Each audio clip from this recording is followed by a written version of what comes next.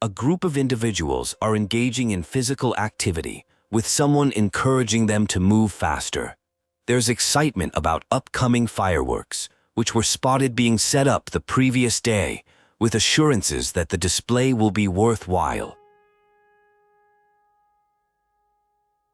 A world of Aionios is described as having two major warring nations, Keves and Agnus. In this world, survival depends not just on basic necessities like food and water, but on taking the life essence or flames from enemies, leaving only husks behind. This cycle of combat and absorption is the fundamental nature of existence in this dying world. During a battle, characters named Lanz, Eunie, and Kite are engaged in combat. They discuss their tactical situation with some disagreement about whether to retreat or continue fighting. The enemy is preoccupied guarding artillery, and the group decides they can handle the situation themselves without backup. Everyone in this society is born to be soldiers, specifically weapons for fighting against Agnians. Their entire purpose is combat. During a confrontation, Lanz performs well but is reminded by others that the enemy is primarily targeting him and that he sometimes resembles Noah in his fighting style. There's discussion about a character named Euron, who despite being at the bottom of the class academically, is valued for healing abilities. The fighters employ various tactics to draw enemy attention while discussing their combat formation, which appears different from usual patterns. After a battle, the group discusses someone who sacrificed themselves trying to protect others. This leads to an argument about whether the sacrifice was necessary and who was at fault for their defeat. It's revealed the day was significant as someone's birthday, specifically their second-term birthday. The lifespan system in this world is explained. Individuals live for 10 terms or years, fighting continuously throughout. Most don't survive for the full decade, but those who do receive a special honor called the homecoming. The morning after this discussion, there's still tension between Noah and Lanz. The group attends a homecoming ceremony where even the queen is present. This is a rare sight for some of the characters who express amazement. The friends talk about making it to their own homecoming someday, with mixed responses. Their lives come from the queen, and they live for the chance to return to her embrace after completing 10 years of service. Noah shows respect for fallen enemies by sending them off properly, which confuses his companions. There's disagreement about this practice, but Noah, as an officer, feels it's his duty to lay all fallen to rest, regardless of which side they fought for. The group then realizes they've missed their transport home again because of Noah's ritual. A conversation reveals Noah became an officer after a significant event. While he's still processing the emotional impact of sending many comrades to their deaths, he's more concerned about Lanz, who's struggling with unresolved guilt about not apologizing to someone before they died. The group is summoned to an emergency assembly at dawn. They're assigned a mission to investigate and destroy a source of ether energy approaching their territory. The target is large and moving toward Alfedo Valley. Notably, their enemies from Agnus are also pursuing this target, suggesting it may be a third party. Discussion turns to colony ranks, with the group currently at copper rank, hoping to advance to iron. They note that silver-ranked forces are being deployed for this operation, indicating its importance. As they move out in wedge formation, Noah senses something is wrong and warns the others to be cautious. A character named Moamba is approaching his homecoming next month. He reveals plans to transfer to the Salvage Corps after this operation, acknowledging the uncertainties of battlefield survival. The others express support for his decision, though Riku warns against lowering their guard in combat. Another character expresses doubt about reaching their homecoming, feeling clumsy and less capable than the others despite recent good performance. When they mention being resigned to death and hoping to at least be useful, they're firmly told not to talk that way because they're part of a team now and always. The squad approaches their target area, but sees little at first. They detect Agnian troops in the distance, who haven't yet spotted them. The group decides to prioritize their assigned target rather than engaging with the enemy forces, maintaining their focus on the mission objective. A group of individuals express concern about Moambo and others, deciding to proceed alone. They notice something has started without them and determine they need to keep moving toward their target. The situation appears tense as they question what they're fighting against. They identify a mysterious figure who is not an Agnian soldier. They speculate whether this person was controlling automatons.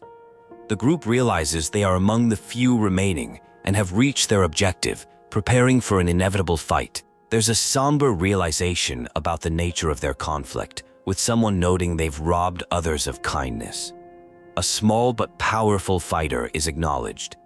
The group encounters tough special forces opponents with advanced gear, including an off-seer, making it an even match. As the fighting intensifies, someone realizes they might all be killed and suggests running rather than fighting. The protagonist experiences internal conflict, deciding to trust their instincts in this dangerous situation. They attempt to communicate with an off-seer from Agnus. The battle is fast-paced and deadly, requiring constant focus. A Kevesi off-seer demonstrates unexpected skill. A new character, Guernica Van Dam, dramatically enters the scene, questioning why everyone is fighting and urging them to identify the real enemy. The combatants justify their fighting through the losses they've suffered. Both sides express grief over lost comrades and frustration at being trapped in an endless cycle of violence, fighting to survive rather than by choice. Someone claims to know the identity of the real enemy. A mysterious, unidentifiable creature appears, shocking everyone. It speaks, taunting them about killing each other over a rock. It challenges them to capture their objective while threatening they'll die in the attempt. The creature seems to relish in the suffering of others. The scene shifts to reveal an elderly human with wrinkled skin, something the others have never seen before. He explains his plan has succeeded, and the 6 of them are now Ouroboros, evidenced by the changed flame clocks in their eyes. He reveals he's lived 6 times longer than them. The elderly man tells them they no longer need to fight each other, but warns that Mobius will hunt them relentlessly. He directs them to find hope at Sword March, a land pierced by a great sword, claiming it's their only chance to defeat the real enemy and reclaim life as it should be. 2 officers perform a ritual to send on the departed's voices. Their groups prepare to withdraw, with tension between them initially. However, one reveals having experienced the other's thoughts during transformation, understanding the shared grief they've both experienced in war. As they head back, they encounter allies who don't recognize them and attack. They're forced to fight back without killing their former comrades.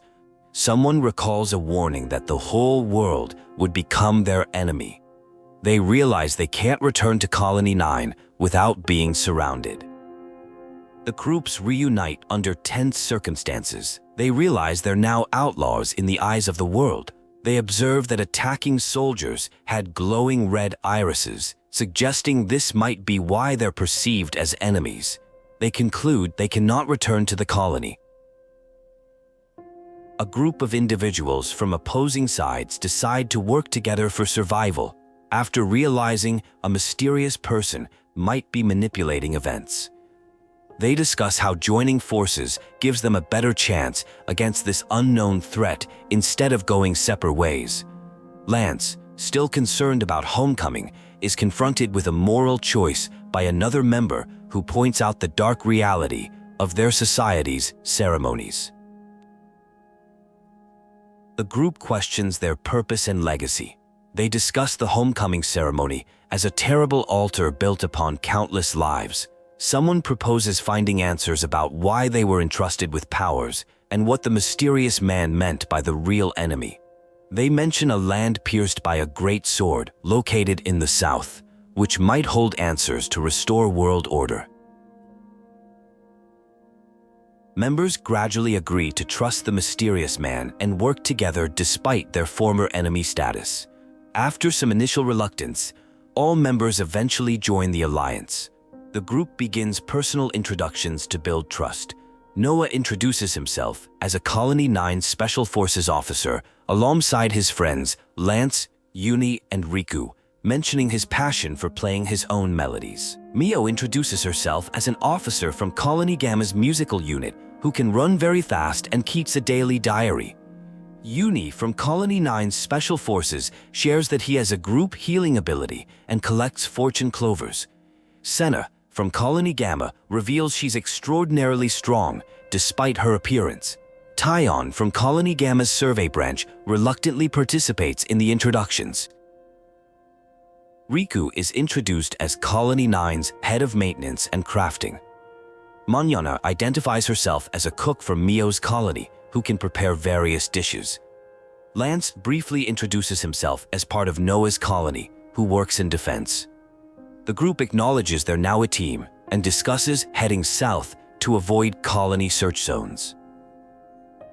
The group searches for clean clothes and useful supplies. They find containers with clothing, cooking ingredients, and equipment, though not perfectly matched to their needs. Members try on different outfits, commenting on designs and functionality. Some members go off separately to change, creating a moment of awkwardness among those remaining. A profound conversation occurs about mortality, with one character revealing they only have 3 months left to live. They discuss legacies, what people leave behind, and the meaning of connections. This shared vulnerability creates a deeper understanding between former enemies. They find dog tags, revealing the mysterious man's name was Bernica Van Dam. The group decides to honor Van Dam as the man who gave them a goal and the ability to choose. A flashback or memory shows someone urging others to run rather than cry. A new character named Ethel from Colony 4 appears, identified as Silvercoat Ethel for pushing her colony to rank silver. She demonstrates impressive combat skills. A separate group of mysterious figures identified by single letters D, P, J, H, K discuss events involving colonies. They appear to be monitoring or controlling larger conflicts and betting on outcomes. One mentions a huge bed and colonies on a field, suggesting orchestrated battles. They debate whose turn is next to intervene, mentioning Colony 8 was previously wiped out. The original group is awakened by some members trying to replicate the Ouroboros power demonstrated earlier by Noah and Mio. A skeptical member questions whether this power might be exclusive to those two. The experimentation causes a commotion, with concerns about drawing unwanted attention. The scene suggests the group is exploring new abilities while dealing with their uncertain situation. The group discusses the possibility of transformation, with some members believing they might be able to transform like one of their companions did previously. They speculate about who among them might be able to accomplish this feat, suggesting it could be related to strong emotions or desires. A leader in the group requests that they avoid combat when possible and not kill their adversaries Keves and Agnus, suggesting they should instead knock them out or get them to surrender. Despite some objection about their past actions, the leader emphasizes there's no point in taking more lives. The group acknowledges differences between them while contemplating their shared circumstances. They discuss physical differences and perspectives, with one skeptic encouraging them to question everything they've believed. This leads to some tension and bickering among members.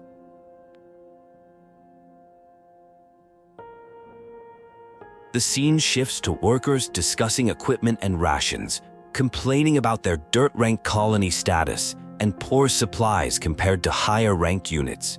Their conversation is interrupted by Commander Ethel, who apologizes for causing difficulties but expresses hope for better times ahead if they lend her their strength. A particularly punctual consul arrives, clearly disdainful of the dusty, foggy environment and poor accommodations befitting the dirt rank status.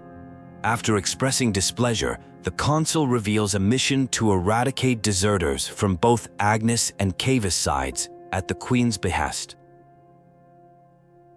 The group discovers new abilities as icons appear over their heads, allowing them to use different weapons and techniques.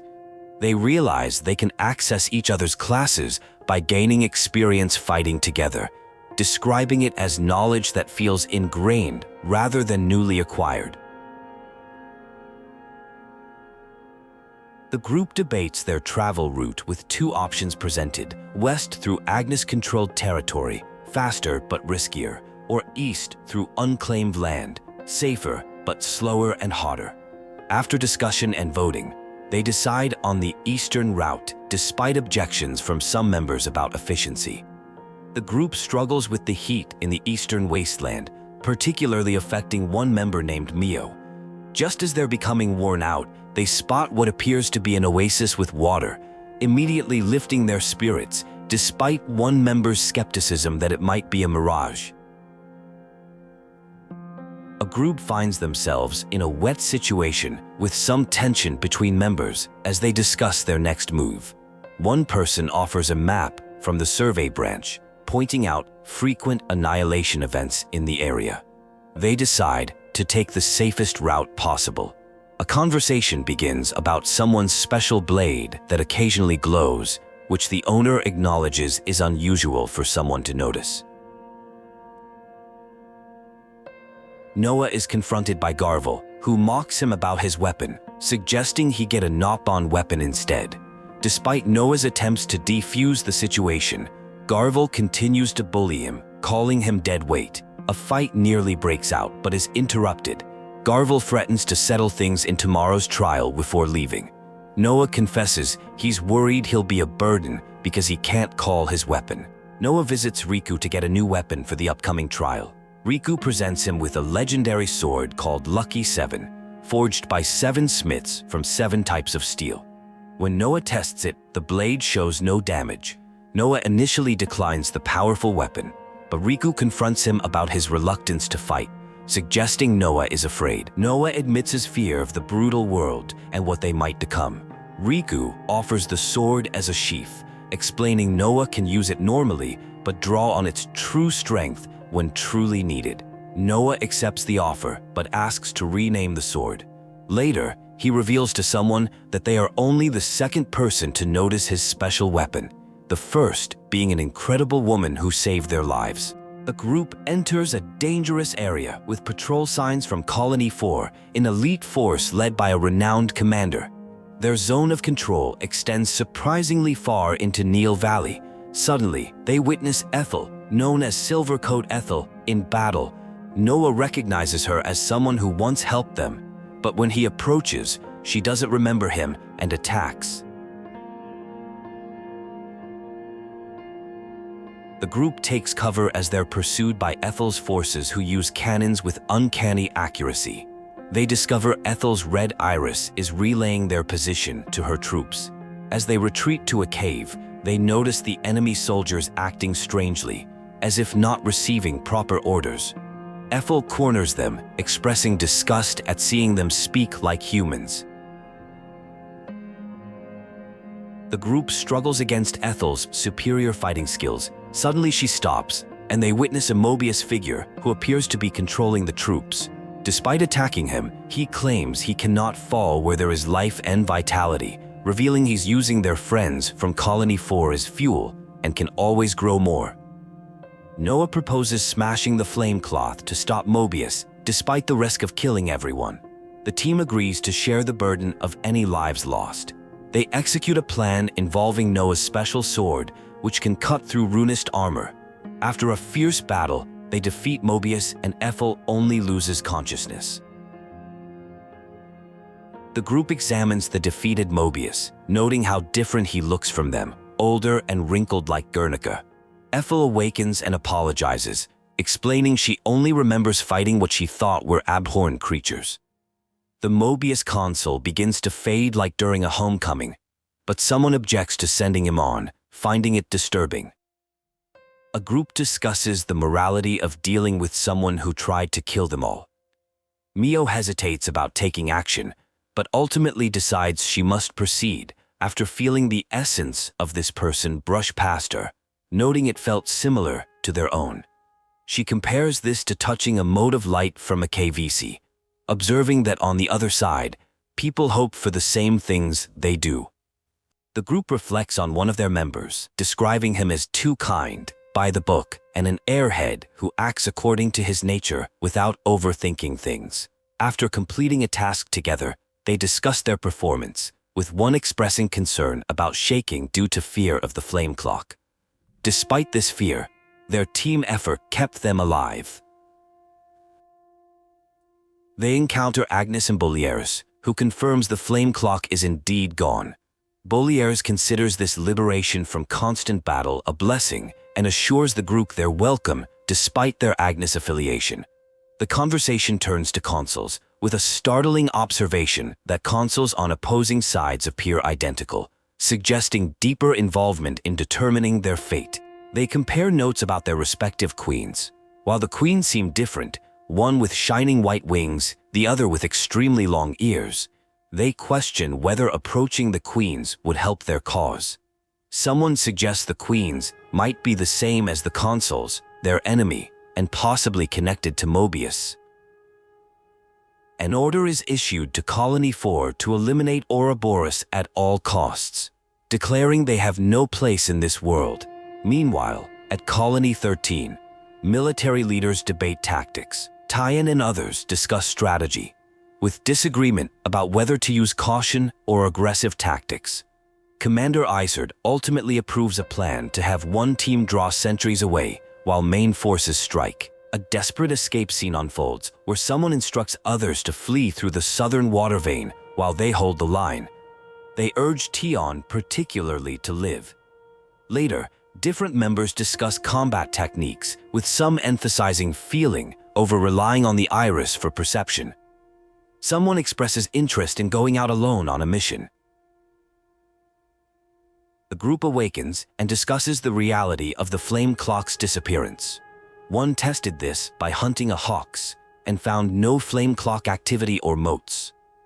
The conversation shifts to Ethel's status, revealing she was demoted from silver to dirt rank after an incident involving Kamaravi, known as the Smoldering, a renowned warrior of Agnus.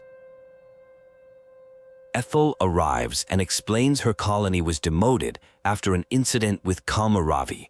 Despite being freed from the flame clock, she still desires a rematch with Kamaravi, seeing it as giving purpose to their remaining lives. The conversation then shifts to their journey to Sword March, with Ethel advising on possible routes.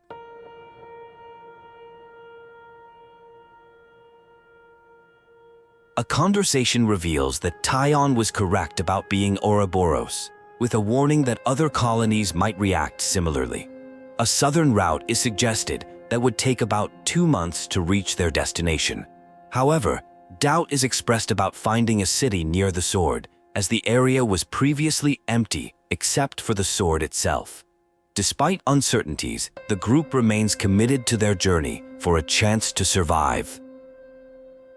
While using facilities as suggested by Ethel, tension arises when a resident confronts the group, blaming them for killing his friend who fought against Colony Psi.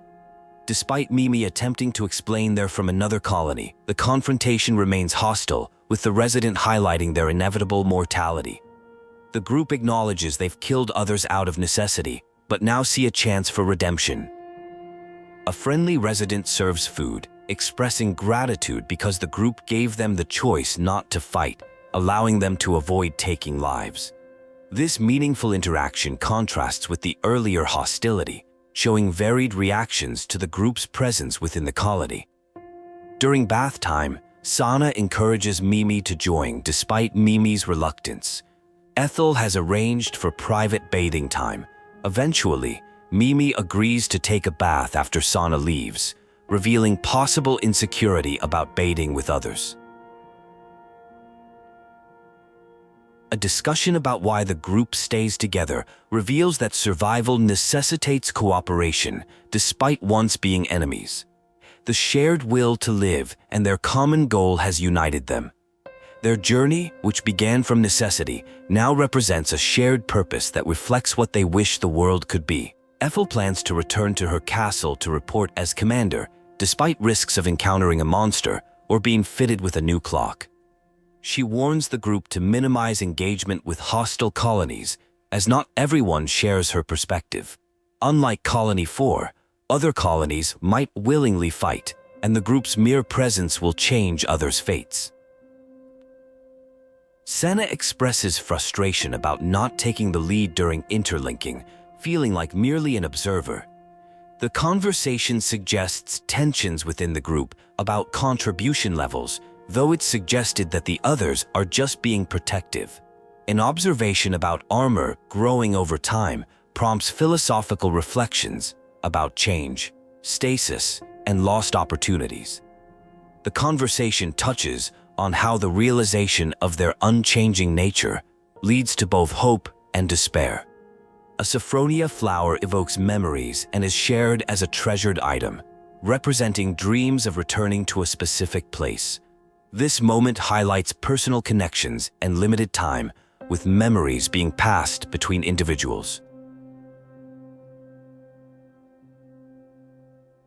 Soldiers identify targets, suggesting a potential threat. A discussion about questioning versus immediate action shows differing approaches to handling the situation, with one preferring direct confrontation. The group discovers an extensive battlefield, with wreckage suggesting a massive battle occurred some time ago. While searching for salvageable items, they find a rare golden flame clock, identified as Kevesi, but notably without Agnian remains nearby. The destruction's cause remains unclear, though revenge is suggested. The group discovers an autonomous sentry Levnis with Lambda symbol. They realize they need to leave quickly as it likely transmitted combat data to the colony, potentially identifying them as targets. The team decides to move on since there's nothing more useful at their location. Someone identifies a serious anemone flower from the Orion Mountains. The conversation shifts to a more personal tone when one character notices another's trembling hands. They discuss their shared feelings of anxiety about survival, wondering if they'll see the same faces tomorrow or even be around themselves. The group debates their next move in territory controlled by Colony Lambda. Taion reveals he participated in seizing this area previously and suggests using nearby tunnels.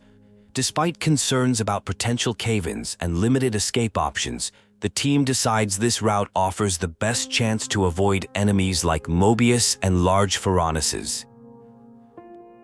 Two characters have a philosophical exchange about confidence versus caution. One admits to keeping in motion to avoid blame and grief over someone named Noah, while questioning why the other takes a more reserved approach.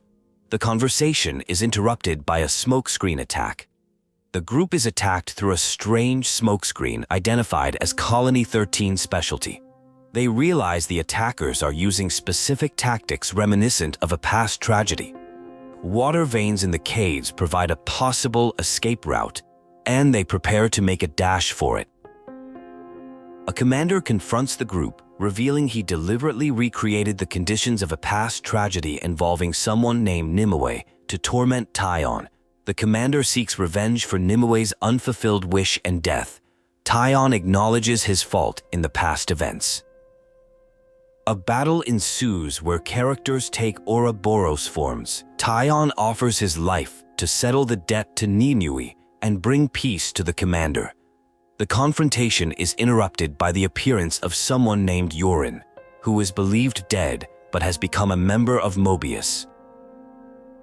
The person claiming to be Yorin, now calling himself Jay, reveals he died but was given power by Mobius to take people's memories and create mud puppets.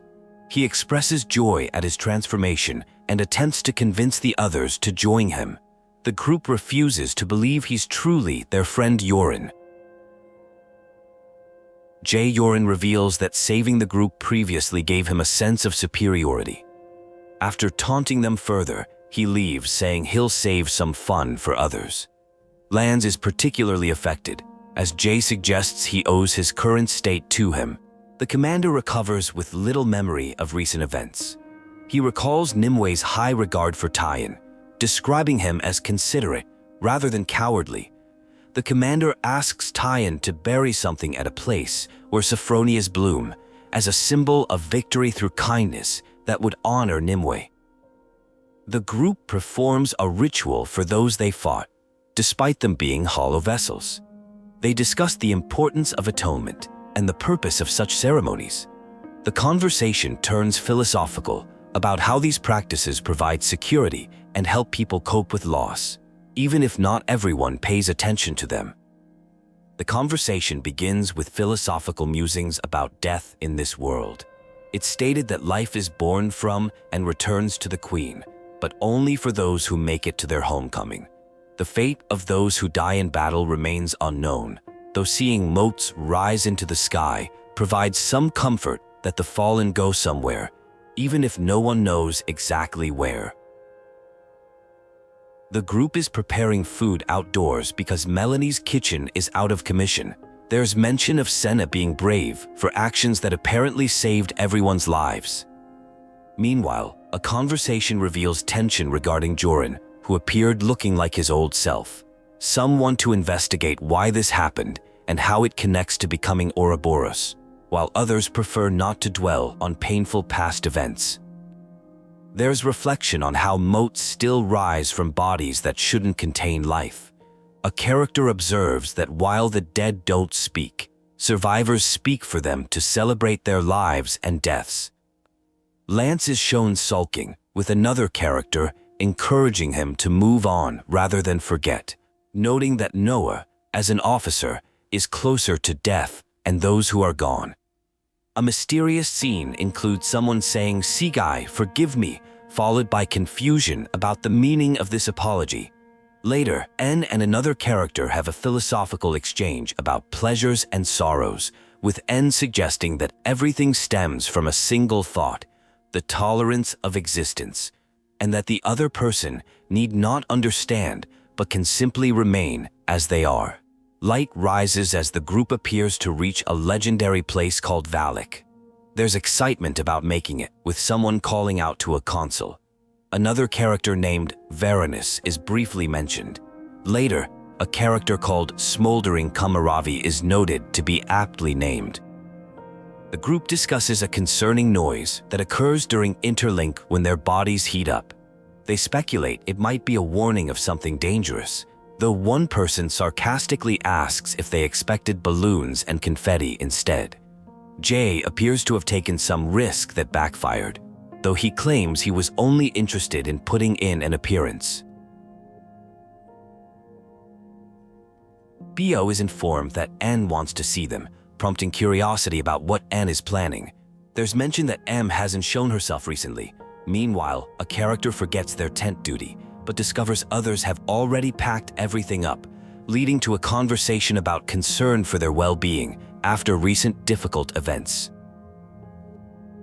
A character reflects on a pocket watch that has existed longer than their 10-year lifetimes, passed from Nimue to them.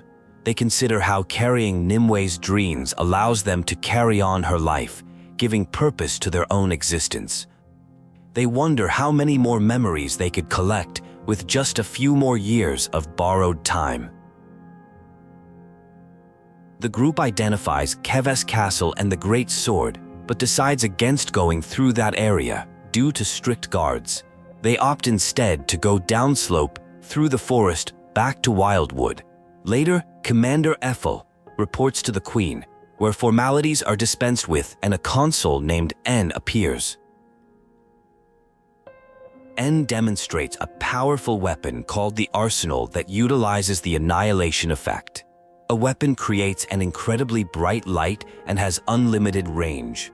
When asked if it will be used against Agnus, N surprisingly indicates the next target will be something else, possibly their own side. The group traverses slippery terrain, Noah seems distracted, and Mio nearly falls but insists she's fine when Noah expresses concern. The conversation turns to the bright light they witnessed earlier. With speculation it might be connected to Mobius, who they believe is hunting them for interfering with flame clocks. The group theorizes that Mobius may be orchestrating the war between Agnus and Kevesi, with Ouroboros being targeted because they disrupt Mobius's plans by destroying flame clocks. Though they don't yet understand why the colonies fight, they believe finding the city might provide answers.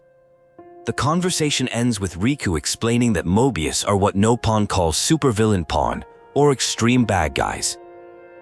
The conversation begins with a philosophical discussion about what defines a supervillain. The friends debate whether their past actions make them villains, concluding that when fighting for survival without choice, they shouldn't be labeled as such. They determine the world itself might be the real villain for forcing people into situations where they must harm others.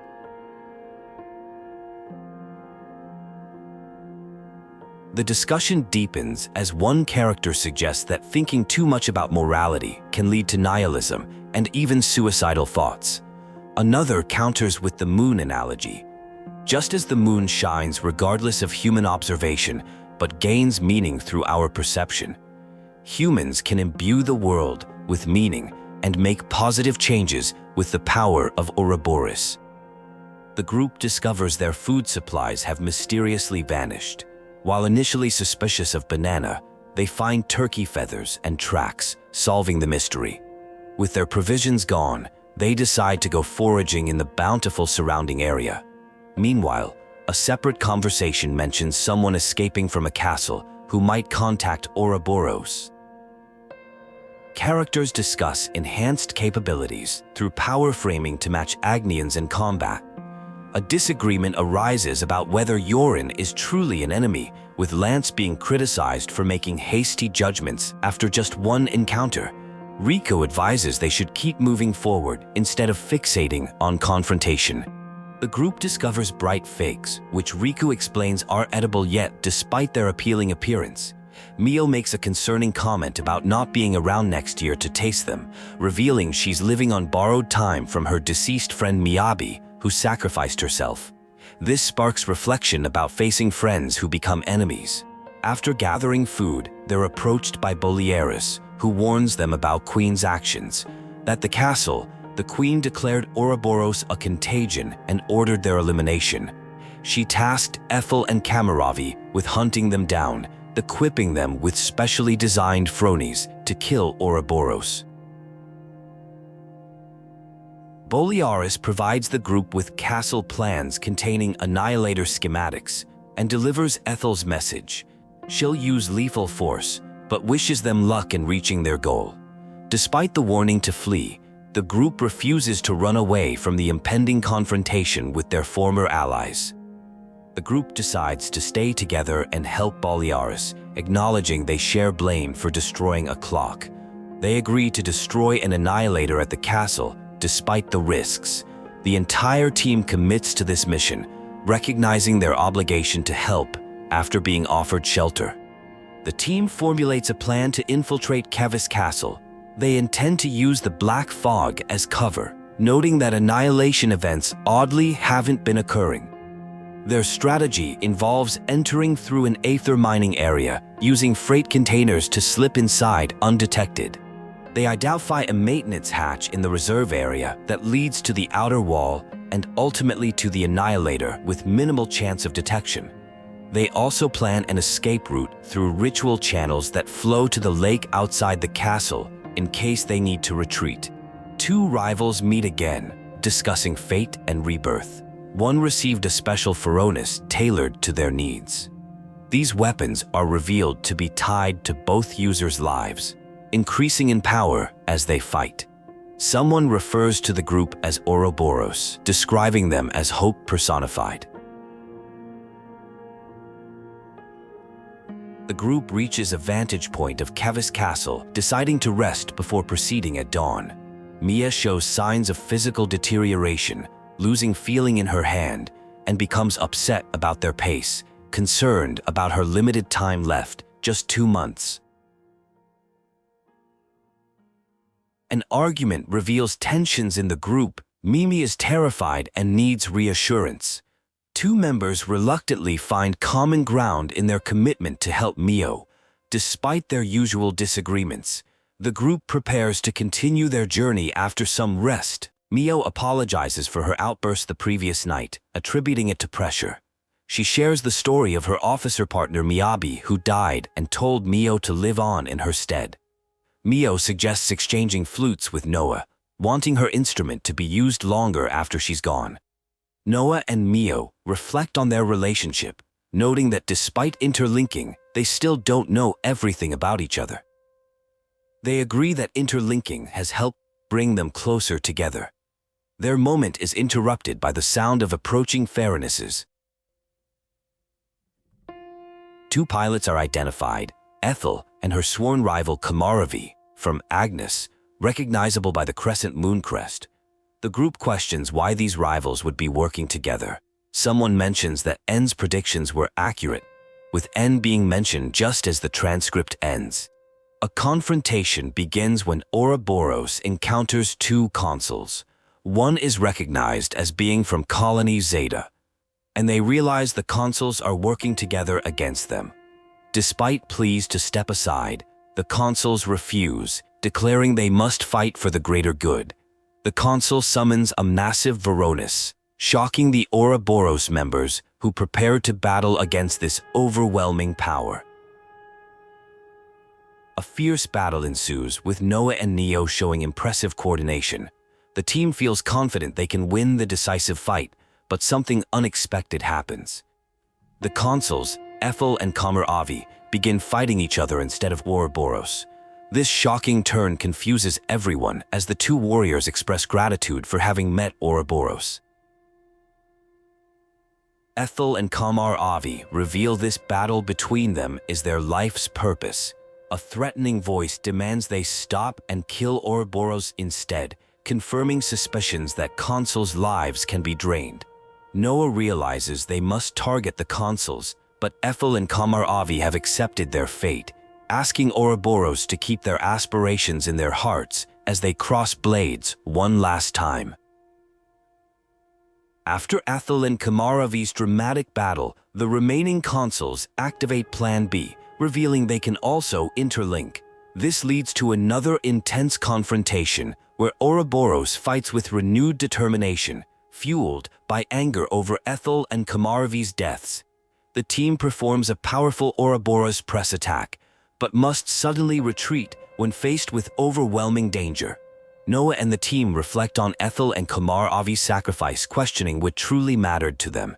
They discuss whether the consuls found something more important than their lives, something beyond honor, pride, or satisfaction. Despite their sadness, the team gains clarity on their own path forward, knowing the threat isn't gone.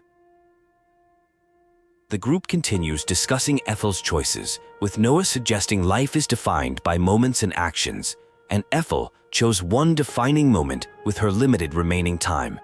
This prompts personal reflections on mortality and purpose, with Mio acknowledging her own limited time and newfound determination to take action. The scene shifts to antagonists discussing Ouroboros' expected arrival and plans to show how hope dies. They mention Her Majesty occupying the same existence as them, suggesting a higher power observing events. Meanwhile, Ouroboros plans their approach to Colony 11, deciding to take a detour through hovering reefs to reach an aether mine entrance in the rear of the castle. The team spots the black fog and discusses Colony 4's safety.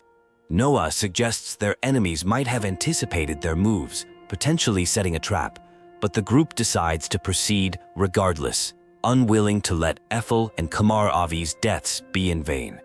They reach containers that will help them sneak in and review their infiltration plan. The infiltration plan involves moving through containers unseen, proceeding through a hangar to a maintenance hatch, then to the outer deck, where enemy presence should be lower. Their objective is to reach and destroy the Annihilator's weak point, the neutralizer assembly that powers the weapon designed to collect and release the black fog in one blast.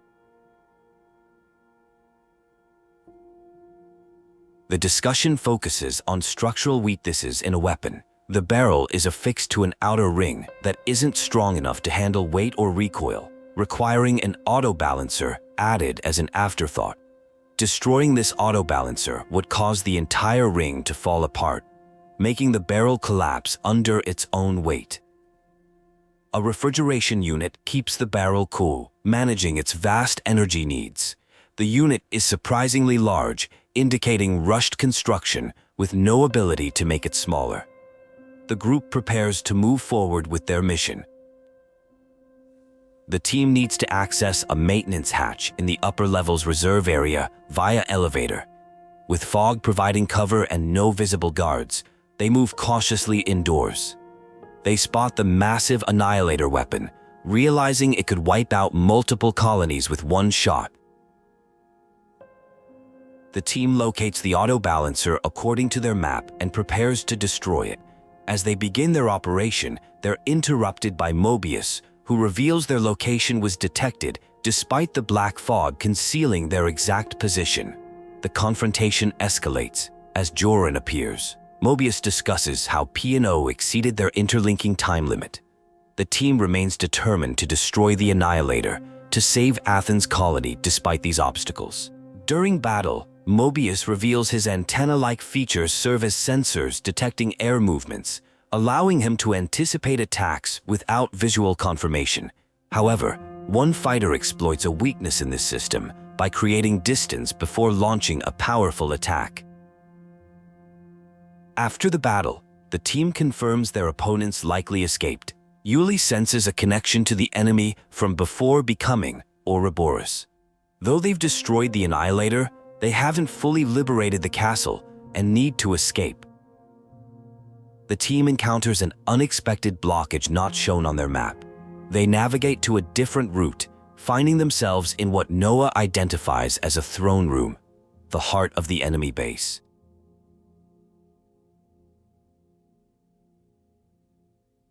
They discover this is where they were born. Shockingly, they find someone resembling Ethel among sleeping or suspended individuals. It's revealed that soldiers are born from and return to the Queen. A golden consul appears, defending Queen Melia Antiqua.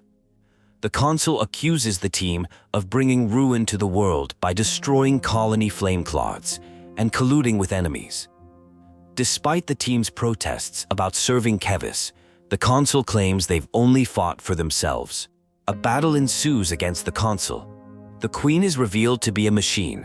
After the fight, the team realizes there's no point remaining and decides to leave.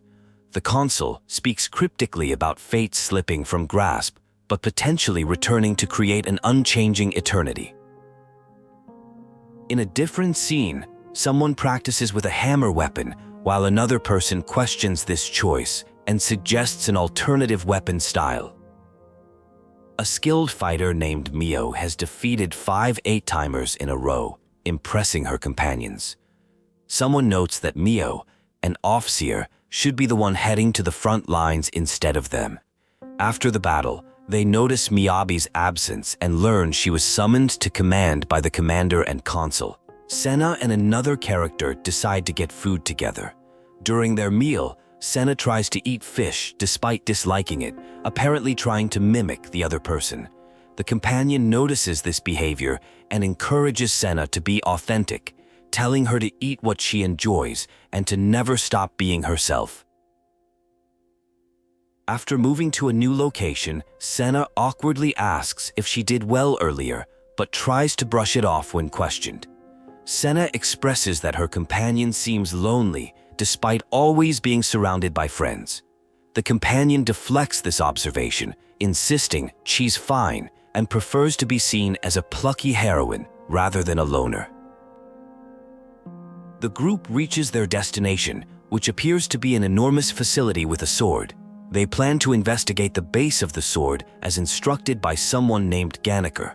While exploring, Mio hears a strange sound. The group encounters beings called Levnises who had previously attacked a castle. They meet individuals who identify themselves as the Lost Numbers, enemies of Mobius.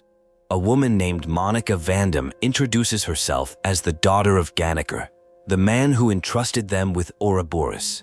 Monica invites them to their base in the city, explaining they'll need eye patches to block signals emitted by their irises.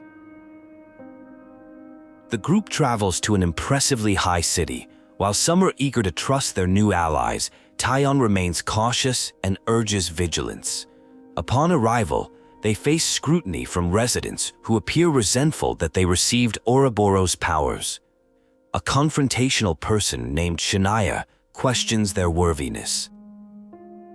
Monica explains that they've been monitoring the group's actions since the valley. She reveals they had been looking for an opportunity to make contact, but were surprised when the group infiltrated the enemy's base. Despite considering them reckless, Monica acknowledges their actions helped secure important growth modules. Monica shows them the true nature of their world. She reveals that what they call cradles are actually growth modules designed to recycle lives. Soldiers who die in battle are reborn without memories, their life energy feeding beings called Mobius. The city's residents are descendants of the first Ouroboros, who fight against this system. The group visits a maternity ward where they encounter a tiny baby. They're fascinated by this natural form of human reproduction, something they've never experienced.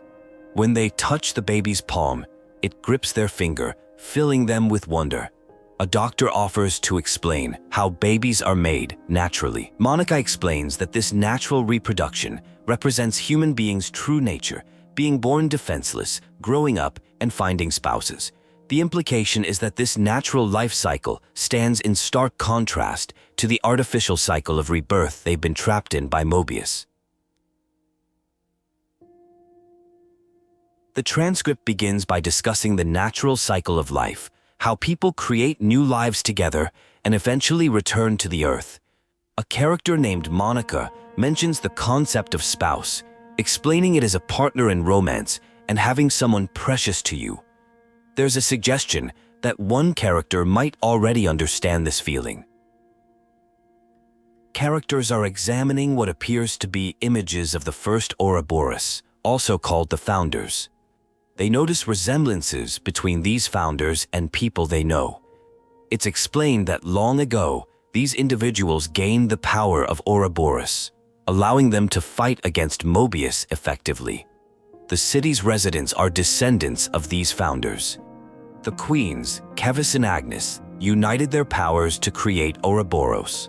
Only 6 Ouroboros can exist at once, which explains why some people were upset earlier. Those with aptitude can become Ouroboros by activating a stone's cage. The characters learn that the queens they know in the castles are fake, while the real queens are sleeping somewhere. The goal is to find the true queens to take back the world from Mobius.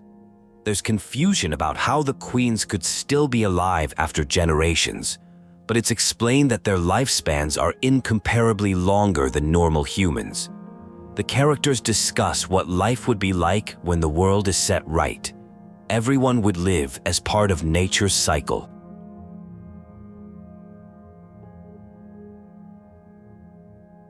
Some people in the city are content living in the moment, ignoring the suffering of others as long as they can hide away. This attitude is compared to Mobius, the only difference being whether they benefit directly.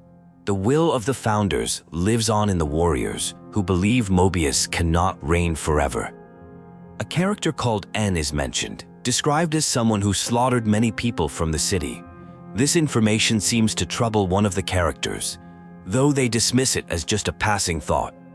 The group is informed they need to rest, as there will be an early briefing the next day.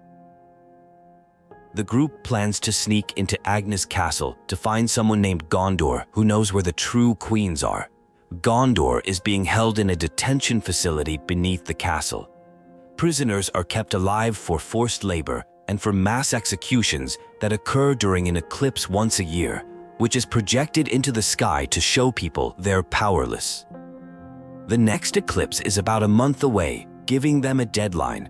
Eye patches with special alloy will help them remain undetected by Mobius. They're told to expect sacrifices, but only as a last resort. A Nopon named Salmon in Engineering will help them find a way into the castle. A scene shows what appears to be memories or visions involving a person named Yorin, who creates things rather than fighting. The character Liha expresses belief in Yorin's abilities. This reminds the characters of what they're fighting to protect: genuine smiles and the chance for people to be who they want to be. One character recognizes another has seen their own lifeless husk. They discuss why they don't wake up others who are apparently in stasis. It's partly to spare them from a prolonged fight, and partly because people need to learn who they really are. The conversation ends with advice that one won't find themselves by looking at the past, but must look to the present and future. A philosophical conversation takes place about personal growth and identity. One person encourages another to look to the future rather than dwell on the past, emphasizing that they have the power to become whoever they want to be. The advice to be true to yourself is shared, with the revelation that it came from someone's father. The conversation shifts to appreciation for soup, with one person admitting it's a highlight of their day. Two individuals discuss cooking habits and recovery after a battle that occurred 2 months prior. One character reveals they cook as a daily ritual. The conversation turns to fear and courage, with one admitting their fear while expressing certainty they'll see someone named Miyabi again. They agree that knowing difficult truths is better than remaining ignorant, and they commit to continuing forward together while my flame still flickers. Characters marvel at the beauty of the untouched sea, noting that fewer battles take place there. They discuss how death at sea typically occurs by drowning when vessels sink rather than by blade. One character reveals they have a second reason for being present. It's about Mio and her desire to leave an impression on everyone and the world with the limited time she has left, just over a month. They express a wish to give Mio more time if it were possible. The conversation becomes emotional as Mio tears up at the support offered. They discuss giving thanks to Nimue at a Sophrania tree. The scene shifts to training discussions, where Shania Reeds meets Noah and mentions knowing someone named Gondor from the crib. There's some communication difficulty with expressions, followed by talk about training to gain an edge. Shania mentions someone named Mimi, describing her as a role model who is strong, kind, and dependable. Mio introduces herself to Sena, and they discuss becoming training partners for an upcoming trial. Sena was told Mio is strong, though Mio dismisses this as exaggeration. They agree to team up despite Mio's self-deprecation. The conversation shifts to philosophical topics about life being part of nature's cycle, with disagreement about whether fighting without hope of winning is natural. Someone suggests it's better to die and be reborn inside their cycle. Characters discuss working for approval, with one noting they're similar in this regard. Whether small talk follows, seeming awkward and forced. The group approaches a massive floating Agnian castle, planning to infiltrate through a cave and ventilation ducts before daylight. At the castle, a sadistic guard taunts prisoners about an upcoming eclipse and executions at a place called Hope's Rest. The prisoners endure this cruelty while trying not to react. The group encounters someone named Gondor, who initially treats them harshly. They mention they're looking for queens based on information from Monica. Gondor accuses them of being the bitch queen's lapdogs and refuses to help with their mission for peace. A confrontation ensues, and it's revealed that Gondor is Monica's daughter and an Ouroboros candidate. Fighting breaks out as Gondor rejects their mission to set the world to rights. Guards intervene in the conflict, ordering everyone to surrender. Gondor advocates doing nothing, arguing that staying put means fewer deaths compared to what would happen if they followed through with their plans. She challenges their moral stance and points out the limited time that one of them, referred to as the kitten, has left.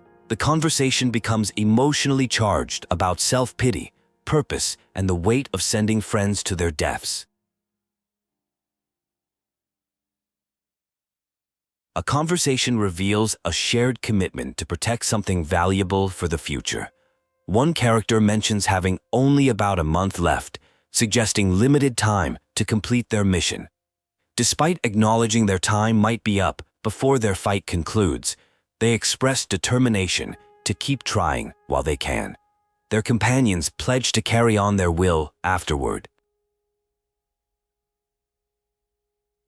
The group reflects on their duty to move forward despite challenges. They recall how Guernica entrusted them with power, which enabled them to forge friendships with former enemies. They reassure each other that both the present and future will be safe in their hands. Someone provides a key-like object needed to access the Cloud Keep, where the real Queen of Agnus is supposedly sleeping. The item has apparently reacted to Noah and Mia when they teamed up, suggesting it was meant for them. Despite expressing continued dislike for the Queen, the provider honors a promise to help. A plan is revealed about Agnus holding a large training exercise on Daedal Isle in 3 days, creating an opportunity for escape due to minimal security. The group is advised to avoid drawing attention until then. They receive cryptic advice. When all is lost, let them hear you roar, suggesting their power exists for exactly such moments. A character expresses envy of others' confidence, but another admits it's all an act, confessing to feeling like a wimp and just pretending to be tough. They suggest that weakness isn't necessarily bad, as it provides room to grow.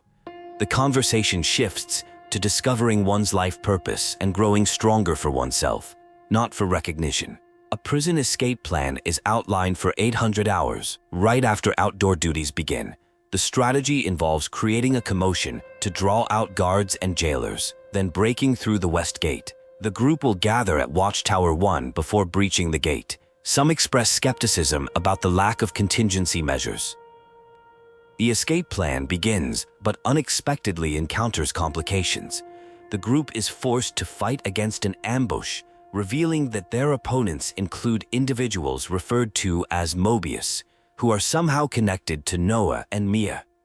This surprising development creates confusion among the escapees. A tense confrontation occurs between characters with complex relationships. One expresses disdain for the city's people, calling them pawns who rush toward early deaths. Personal history is revealed, involving family connections to someone called the Great Guernica. The conversation shows shifting dynamics and newfound determination. During the escape attempt, some decide to create a diversion to allow others to escape. Despite protests, they insist that not everyone can make it out, but a single unit stands a chance. They encourage the others to continue their mission, reminding them that Oroboros doesn't end with us, and telling them to let them hear us roar. The remaining escapees assess their situation after helping others get away. They face more opponents, including 2 Mobius, acknowledging they likely won't have an easy time against these foes. Despite the danger, they prepare for one last stand, while their enemies mock their efforts and threaten to savor them. A tense confrontation unfolds as resistance is met with threats. Despite overwhelming odds, the group refuses to surrender what they fought so hard for. Their opponent mockingly questions their resolve, but they remain determined to move forward, believing they must defeat this adversary. Someone steps forward to handle the situation, wanting to demonstrate to the group how powerless they truly are. This revelation is compared to a past persuasion they experienced themselves. The opposition is curious about the group's identity while permitting this confrontation to proceed. Questions arise about why the opponents look identical to them. One adversary offers a deal. If defeated in combat, they'll reveal the truth behind why they're stoking the flames of war. The group hesitates to fight someone who looks like Mio, but acknowledges they must battle Mobius to win. Combat begins with confusion as attacks seem misdirected. It becomes apparent that one opponent possesses mind control abilities, manipulating the fighters like puppets. Even with closed eyes, they cannot escape this power. When they attempt to attack the controller directly, they discover she can create illusions about her location. The opponent taunts them about the irony of their situation. They've slain many to extend their lifespans, yet now can't bring themselves to harm friends under mind control. Their unwillingness to strike is deemed pathetic, with threats that they'll be slowly sliced to pieces by their controlled companions. A breakthrough occurs when they realize detection is key. Their attacks affect the enemy's real body. A plan forms. One person will mark the target while others attack, with healing support from Eunie. Despite the risks of taking damage, they decide to proceed with this strategy. The battle continues with opponents taking different forms, including Noah's. The group must stay vigilant about Mondo movements to counter the mind control. They question why a Mobius has the same face as them, wondering if it relates to the historical conflict between Mobius and Ouroboros. The tide begins to turn as they work together effectively. Someone makes a significant self-sacrifice, embracing their true nature despite the dangers. New Mobius forces appear, affecting their interlink and sealing their powers. Despite valiant efforts, they face mounting setbacks. Information is revealed about Ouroboros and Mobius. Both manifest from a core that allows regeneration at the cost of energy. This limits the time they can maintain their forms. The fighters reach their limit as they face realities beyond their understanding. Stripped of their powers and imprisoned, they're informed that Mio is in an adjacent cell. Their captor reveals plans for a homecoming during an eclipse 1 month later, when Mio will meet her end. The devastating revelation follows that those killed during this homecoming won't return in the cycle of rebirth. A reflection on giving hope to others despite personal desperation. What once seemed like pure greed has transformed into a struggle for survival. There's a confrontation between two individuals, with one attempting to leave despite warnings of maximum alert at the castle. The person insists on not abandoning others who helped them, despite being told it's suicide. Someone announces their plan to have themselves killed on the day of their friend's homecoming. They claim to have joined enemies' ranks, and that while the friend will vanish forever, they themselves will be reborn beautiful. There's a tense exchange about whether two individuals are the same, with reassurance that they aren't. Credit is given for helping everyone reach their current point, despite self-criticism. A poignant conversation about the future. One person questions whether an officer can reach others, admitting they once thought lives were controllable like music. They express the unbearable pain of watching life slip away from someone who's physically present. Looking at the starlit night, one reveals their change of heart from indifference to a desire to truly live and learn more. One person finally addresses another by name, Noah, explaining they avoided doing so because it would mean admitting painful truth. They express gratitude for how Noah enriched their life and mention wanting to spend more time with him if their path continued. The scene shifts to discussion of ancestry and off-seers conducting homecomings, with mention of 999 lives returned. A ceremony is taking place that some viewers consider an elaborate production with a puppet on display. There's discussion about Monica's intelligence and fighting being pointless. The captives wonder if they'll be executed after this event, resigned to returning to the cycle. Despite wishing they could have progressed further, they take solace in passing the torch to others. Noah appears trapped and close to giving up, but is reminded of wisdom received earlier. When need of true power, sword will appear. He's encouraged not to surrender even when facing a sheer drop. Noah is urged to perform his role as an officer and send someone named Mia. After what seems to be a difficult choice, Noah faces questioning about whether he's satisfied with how the future turned out.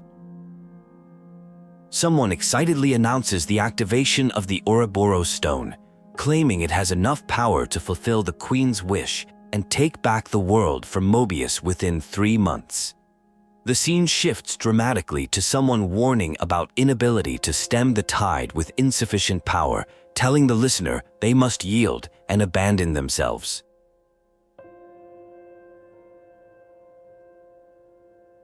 A crisis of conscience unfolds as someone questions their motives.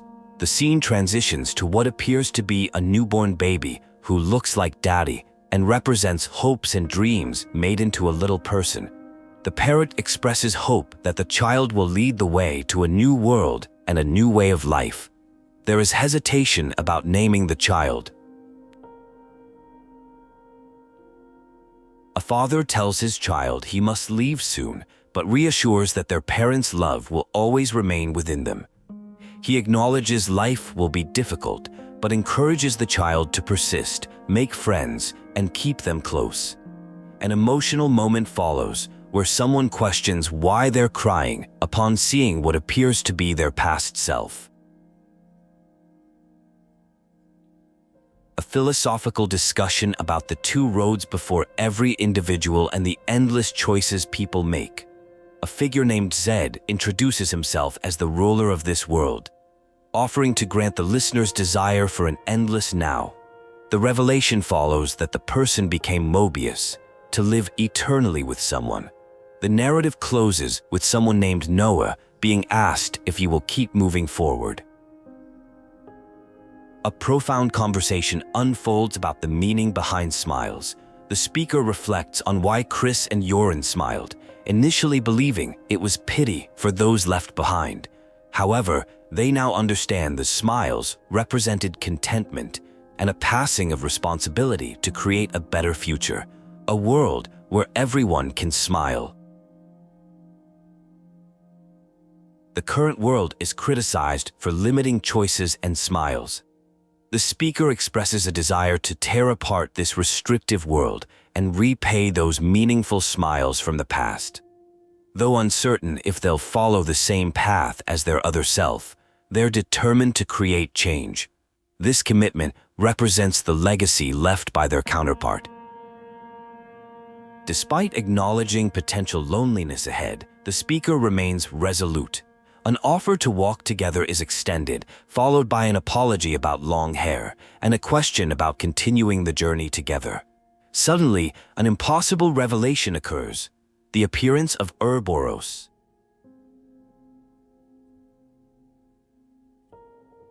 An emotional confrontation ensues as memories from when the world was taken captive are revealed. These represent a long history between two people.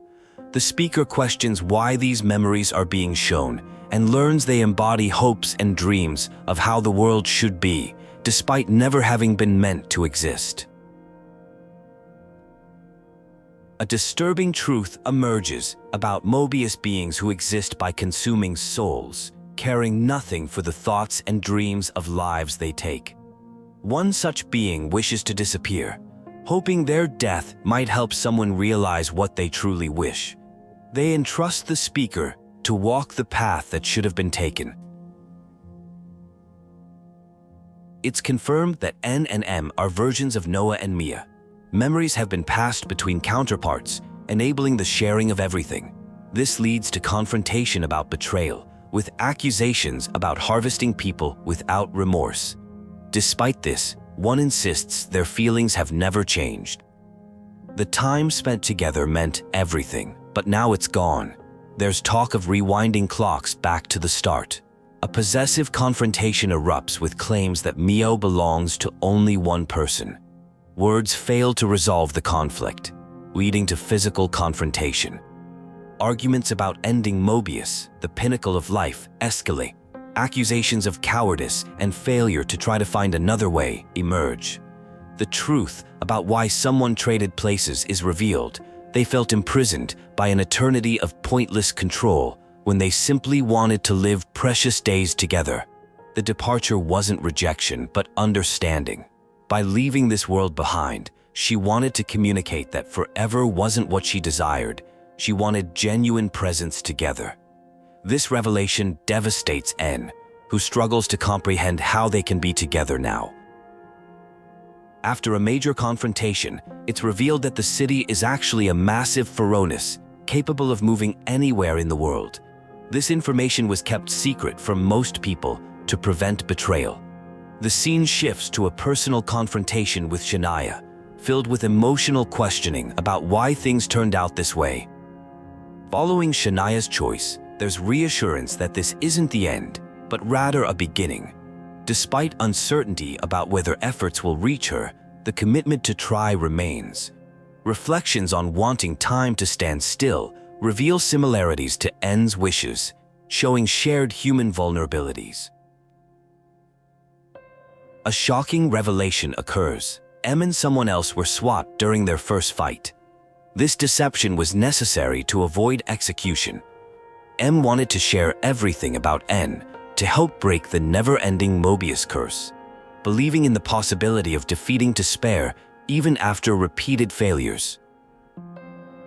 M's genuine feelings are confirmed. She was grateful for the brief connection and sharing of thoughts. Though her life scattered, her memories and will continue in another's heart. This leads to a significant place being shown, where the city once stood, formerly prosperous and teeming with people. The scene concludes with a moral dilemma. Something desired lies before them, but without life, they must breathe life into it themselves. There's a shocking suggestion to take life from the people of the city, effectively ending them all. This raises questions about choices that led to this moment and existence in this place. The dialogue begins with a confrontation about someone choosing an endless now and questioning if their response is predetermined. There's tension as someone pleads for the other to wait. It's revealed that the city's inhabitants were descendants of M, N, and others who became Ouroboros. Z ordered N to kill the city's people in exchange for life as Mobius. A heated exchange occurs where someone confronts M about speaking of loss when M has taken everything away. It's stated that they will continue to exist as Mobius, the same as the speaker. Their fate is sealed, allowing them to live forever, though the future has been ended prematurely. Only two things were important to him, making it impossible to choose between them. The group acknowledges that no one can truly judge the person for what they did. There's mention of repentance and intentions left behind that turned into them. Despite the heartbreak, they notice she was smiling. The group resolves to change things and succeed this time, setting a new goal. They agree not to let someone get away with their actions. The group identifies Zed as the main antagonist, describing him as the one who forced someone to make an impossible choice. They realize Zed is the head of all Mobius with vast power, far greater than others. He's identified as their true adversary who formed the world they know.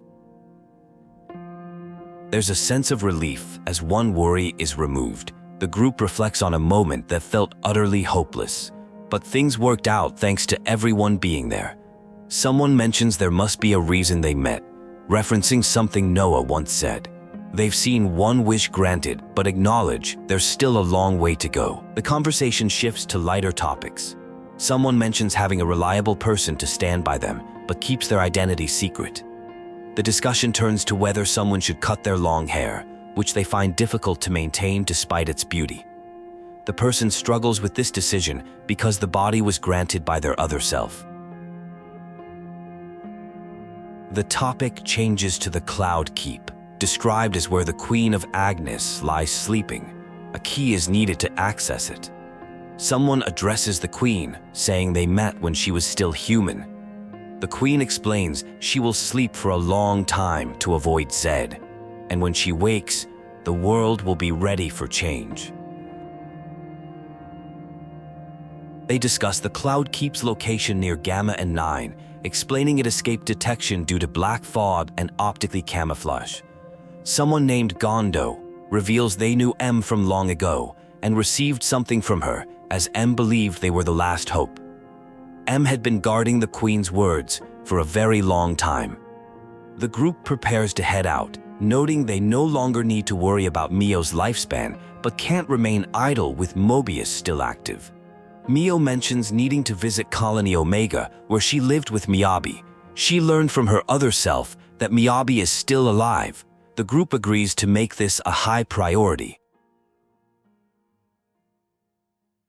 The scene shifts to different characters discussing the Sword of Origin and expressing frustration about looking foolish. They discuss Ouroboros, claiming they're nothing without what was given to them.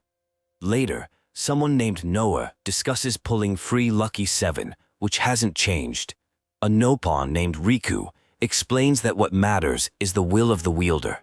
Someone praises remarkable footwork and depth motions without hesitation, referring to Miyabi as their most valuable puppet. They instruct Miyabi to guide others forth.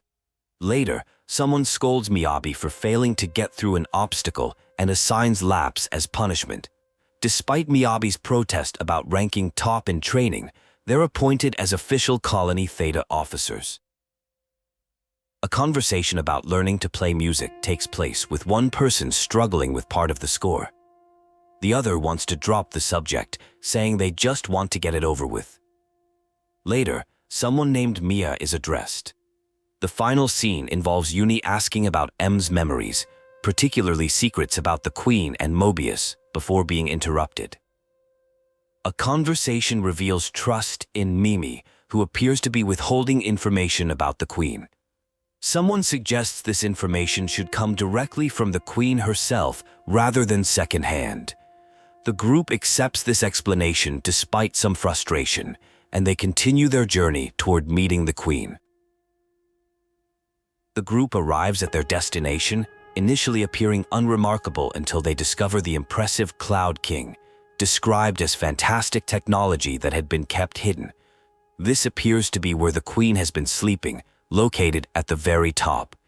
The group expresses hope that this meeting might reveal how to free the world and end Mobius's reign. The group faces betrayal as they discover someone is still part Mobius. Their adversaries mock them for thinking they could win just because they defeated someone called N. It's revealed that someone called Yorin has teamed up with the enemy. A tense confrontation ensues with Yorin, who explains becoming Mobius allowed access to memories of past lives. Yorin expresses feeling useless and inadequate compared to the others, describing himself as a worm crawling in dirt while others were birds. This transformation was his way of gaining power and respect. The confrontation continues as someone challenges Yorin's transformation, suggesting it doesn't reflect his true self. They remind Yorin of a significant day when he smiled, not from victory, as he claims, but showing his authentic self. The group tries to convince Yorin he doesn't belong with Mobius. Yorin begins questioning his choices as memories resurface. The situation escalates when someone called T-Link appears to take over someone else. Discussion reveals how Mobius retains intense memories from past lives during rebirth, unlike regular people who forget upon waking. A disturbing revelation about a character's collection references an Agnian soldier from long ago who beheaded enemies and collected them. Meanwhile, Yorin struggles with internal conflict, ultimately deciding to break free from control, declaring, "This is who I am." A poignant moment occurs as Yorin makes a sacrifice, with parting words suggesting they might meet again.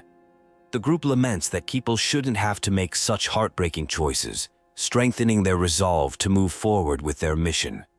The group faces despair after discovering the Queen appears to be gone, questioning what to do next. Someone expresses regret about being half Mobius and not being more careful. However, there's a shocking twist, as someone previously thought dead is revealed to be alive. The Queen of Agnus appears, described as one wing of Aionios. She reveals they have 300 days remaining until the intersection, and explains how they built something containing their memories and souls. The narrative shifts to describe two opposing worlds that were once one, now yearning to reunite despite potential mutual destruction. Humanity pooled knowledge to create Origin, an arc containing the world's data recorded in light, designed to reboot the world. However, when the time came, the reboot failed. The world became still, by the will of Mobius, led by Zed, who embodied this frozen world. Zed's goal was to keep everything in stasis, creating an eternity to live within. He made human lives their sustenance. To control Origin, Zed captured the Kevesi queen, allowing him to access and bend memories to his will. He needed a key held only by the creators, or more accurately, a heart. By seizing Origin, Zed gained control over the world itself, making life and death his playthings. No one, not even M, knew this world's true origins. Another key exists in Queen Naya's possession, which allowed her to create the Ouroboros stones. Though most power remains with Zed, she has resisted him slightly. The key is a cogwheel from Origin. Through catalysis between the Origin substrate and the core in her chest, she generates stones that transform people into Ouroboros, though not completely. Zed commands the world's fabric while Queen Naya's powers are limited, yet the heroes can break Zed's constraints using their Ouroboros powers and the Sword of the End. This sword is a byproduct of resonance between the Kevesi Queen's heart and Origin. Both the Ouroboros stones and the sword are described as mere gimmicks, with the true power lying within the heroes themselves. The mission is clear: infiltrate Origin and free both it and the Kevesi Queen from Zed and Mobius. Doing so might allow them to change the cruel world. When asked if Zed and Mobius must be enemies, Queen Naya leaves it for the heroes to decide after confronting them directly. Venator of the Vortex, where Origin lies, is deep beneath the sea, where Zed spins his world-spanning web. The Queen of Kevesi is held there. The challenge is reaching it without being ripped apart. Despite being the mastermind behind Origin, Queen Naya doesn't know how to access it, shocking the party. Mio can no longer use her Mobius powers, likely due to Zed's intervention. The powers of Mobius are part of the world's fabric, controlled by Zed's whims. However, the Ouroboros powers remain usable because they're external to Zed's flow and beyond his reach, giving Queen Naya hope. The group recalls a Nopon named Salmon, who mentioned a ship capable of braving the Great Sea. Though still a work in progress, this ship might provide a way to reach Origin. The Queen encourages them to seek out Salmon, who would be in maintenance as usual. The group finds Salmon's ship, a masterwork that can conquer the Great Sea's vortex. However, it lacks an engine. Specifically, Salmon needs 6 more core components made of the same metal as Noah's sword and the Lost Numbers eye patches. These components emit special wavelengths that block Mobius tracking. Queen Naya provides crucial information about accessing Origin. It's protected by armor plating, but has one weakness. The middle section lacks the armored shell. She gives them an early blueprint showing that the vortex is likely born from the force field emitted by this middle part. Their plan must be to enter the vortex, use its flow to break through, and destroy the force field generator. A mysterious entity reveals they continuously learn information about the world even while sleeping. Someone promises to seize the future, but this is met with hostility from a Commander Chris, who believes their lives would shine brighter if extinguished on the battlefield. A conflict arises between the Commander and Lord Consul, with M intervening to suggest giving them an appropriate departure. The discussion revolves around whether ending lives removes them from circulation. A conversation about music takes place between Noah and Chris. Noah admits to merely tweaking notes from a previous Colonies score, but Chris insists it's not about the notes but rather the emotions imbued within them that truly resonate. Meanwhile, someone refers to the awakening of a queen and mentions the Sword of the End, describing it as a fragment of Origin that remains in the world but is no longer controllable. The group locates their objective at Garden Defense Base, a guard outpost at the castle rear where new recruits receive basic training. Though relieved they won't face the Andals, they acknowledge they're approaching an enemy base and can't expect to enter without resistance. They decide to scope it out first. The nature of beings called Mobius is discussed.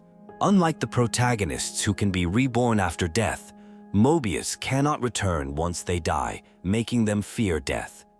Joran, who killed himself, left a parting gift, his smile, which might be the key they hold. The group discusses how to proceed, deciding to stay true to themselves and focus on creating a future rather than looking backward. The team activates a cloaking device as they approach their target by sea. Despite some concerns about the plan, they press forward, with Riku and others offering to draw enemy fire if necessary. They experience an unexpected drop during their approach. They reach Origin, described as 10 times the size of a castle and the place where everything began. The Queen is located there. They witness Mobius forces firing, even at their allies, colonies that haven't been freed. The group realizes Mobius plans to eliminate them all and start over in a world without them. Entering Origin, they discover it resembles the original Ferronis, from which all others derive. Inside, they find nothing but machines and traces of black fog. They notice the metal is the same as Noah's sword. Mio reveals she doesn't know the layout, as teleportations always led to a dim room, likely kept secret by Zed. A voice addresses someone wielding the Sword of the End, claiming the Endless Now is under threat. The group discovers their queen, Melia, appears to be captive. Ed appears, looking unwell, and confronts Noah about having his woman. Ed declares they cannot have the queen, as she is the fulcrum of Origin itself, but the group is determined to rescue their queen, despite the challenges ahead. A confrontation is taking place where threats are being exchanged. One side warns that they would rather not harm the other, but will if necessary, stating that willpower alone cannot change the world. The opposing side stands defiant at the brink of the void, convinced they cannot be defeated. Someone addresses a character called M about sadness and honoring M's wishes, offering to rescue them from sorrow. M dismisses this as meaningless and threatens to drag everyone into the depths of despair.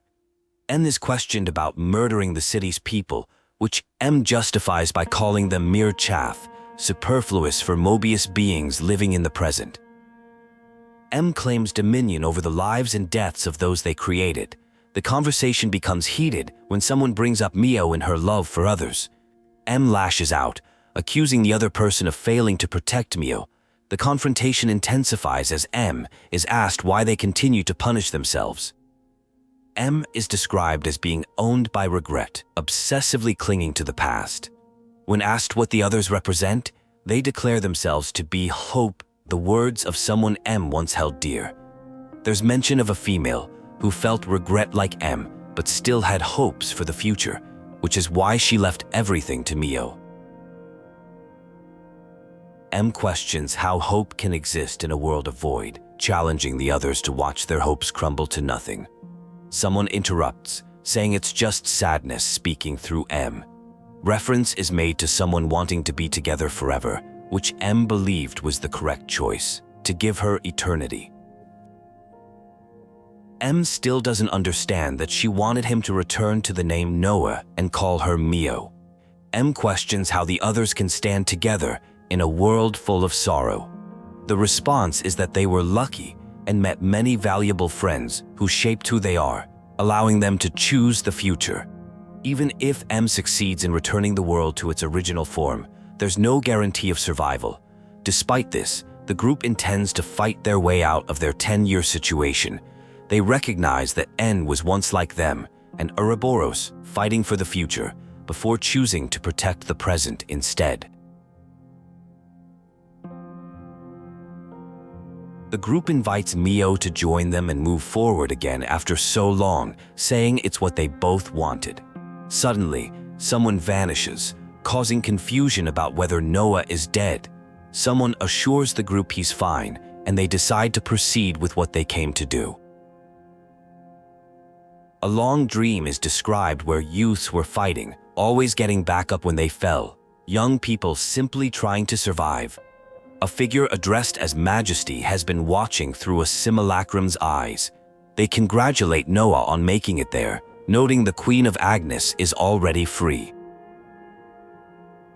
The conversation turns to Zed, described not as a person but a concept, human fears and uncertainties given form, a true Mobius, unlike those granted Mobius bodies. Aionios exists in frozen time, born from the Mobius wish for an endless present. Everything that exists is described as reality, with countless wills persisting inside of origin. The Sword of the End and Oroboros take their shape from these thoughts, with the wielder deciding whether to protect the present or carve a path to the future. The future is described as undeniable. The royal figure acknowledges what Noah and the others have done, declaring this world is theirs. The nucleus of origin lies below, where Zed can be found.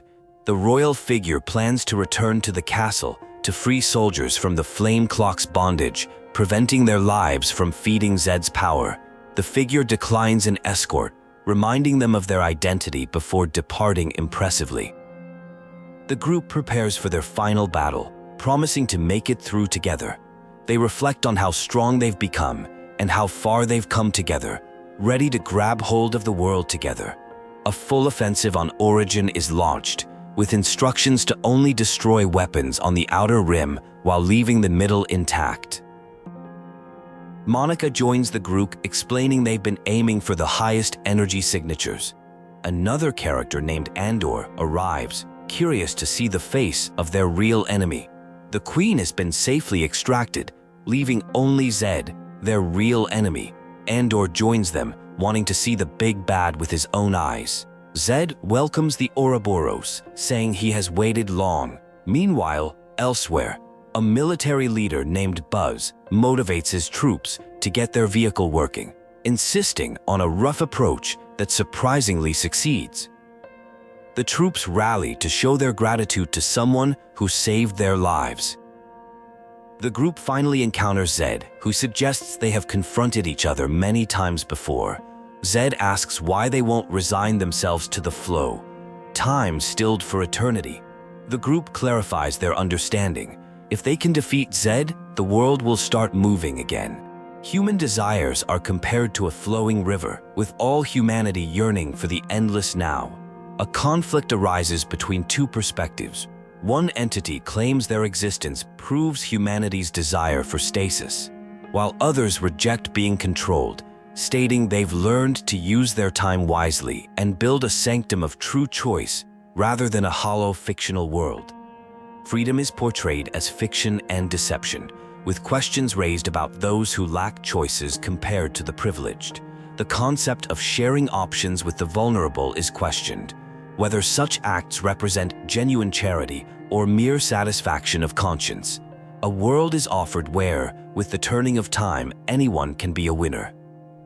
A fundamental disagreement emerges about the nature of existence. One side rejects the taking of lives, while the other argues this is the world's inherent rule, that consumption of life allows the world to persist, and denying this leads to self-destruction. This consumption is described as an intrinsic imperative and the source of power for all living things. Young, spirited people trading lives to reach new heights represent the explosive power that some claim to lack. This power is described as the essence of life, with beings existing to embody this life force.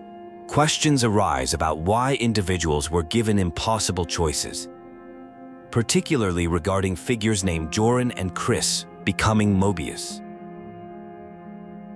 The world is described as never boring, while lives continue making it effervescent. A character named Mio has a realization about fighting to live, connecting it to words from someone named Miyabi. Initially gaining Ouroboros powers was like children wanting to live longer, but now they recognize many people have no choices at all. True strength is differentiated from illusions. Real strength involves knowing when to be close and when to let go, walking together and choosing one's actions moment by moment. There's a declaration to defy anyone who would deny this common right, vowing to live in a future beyond their control. A figure named Zed is mentioned with questions about their true form. If Origin is restarted, time will flow again with opposing worlds overlapping, leading to oblivion. Despite knowing this outcome, characters continue advancing toward the future, questioning certainty about inevitable outcomes and asserting the importance of the present. A queen named Melia Antiqua commands loyal subjects to commence a full attack on Origin. She frames this not as fiction, but as a fight for control of their lives.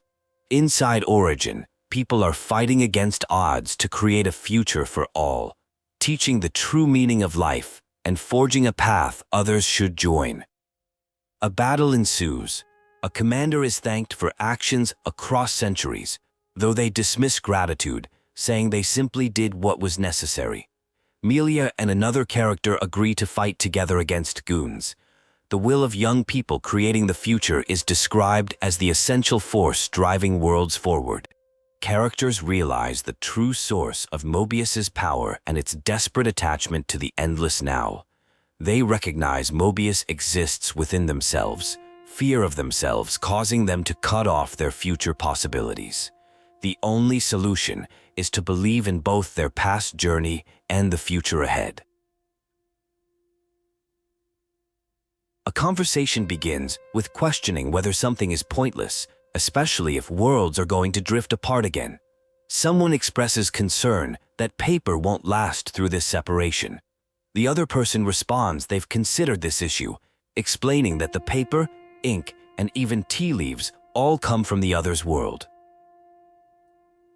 The conversation shifts to their friendship dynamics. One describes themselves as scrupulous, while the other calls them their best friend. There's a humorous moment when someone discovers they're only ranked 4th in friendship importance, prompting them to question this placement and ask to be moved up to at least 2nd or 3rd position. The other person says they'll consider it. The tone becomes more emotional as they discuss their inevitable separation. Despite being worlds apart, one promises to never leave, stating they'll always be together, with their feelings forever interlinked, no matter where they are. The other agrees with this sentiment, repeating wherever we are to reinforce their connection.